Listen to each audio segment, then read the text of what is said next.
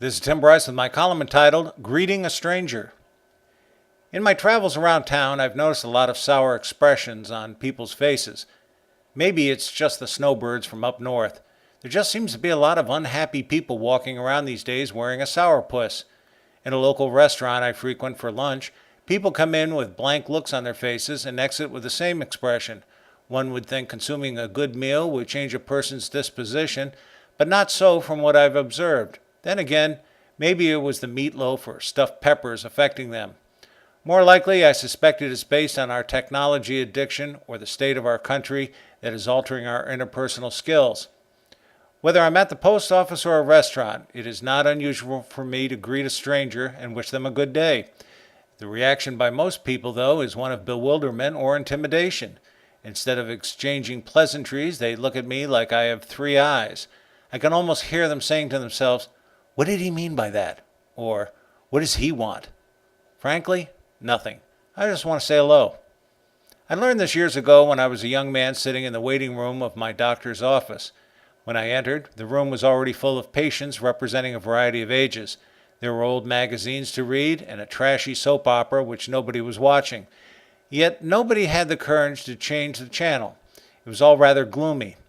Then all of a sudden the front door swung open and the mailman walked in briskly.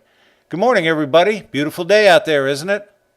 He delivered the mail, turned, and exited.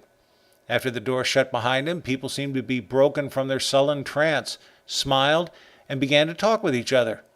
I was taken by how such a simple measure quickly produced a positive reaction, and have not forgotten the incident. Consequently, this is why I try to warmly welcome someone to our office, be it a delivery man, a customer, or whomever. In turn, people appreciate the attention and respond in kind. A couple of weeks ago, I happened to visit the local Walmart to pick up a prescription. Yes, the Walmartians were out in force that day, but I tried not to let them get me down. On this particular afternoon, as I exited, I saw a young Walmart employee sitting in the smoking area enjoying a small cigar. I judged him to be 18 to 19 years old. As a fellow cigar smoker, I approached him and kiddingly asked, "Is this the first-class smoking section?" The young man looked up puzzled. My question had obviously caught him off guard. I then asked him, "What kind of cigar are you smoking?" And he began to loosen up. It was a cheap cigar, something he could smoke quickly while on break. This led to a brief discussion of types of cigars, and I confided in him my experience smoking my first cigar, a White Owl Classic, which I smoked as a teenager behind my friend's house in Chicago. He laughed and asked me what I smoked now. I then offered him a cigar, which he gladly accepted. The whole exchange between the two of us lasted no more than 3 minutes. Whereas he seemed sullen when I first met him, his spirits were obviously higher as we departed. To top it off, we never knew each other's names. I find it interesting how people tend to shun such repartee and build a force field around themselves.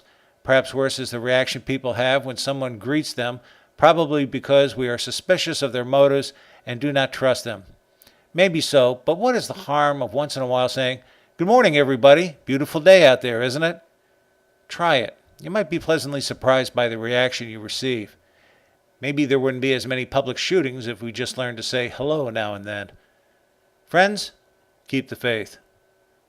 This is Tim Bryce in Palm Harbor, Florida. Follow me on the internet at timbryce.com.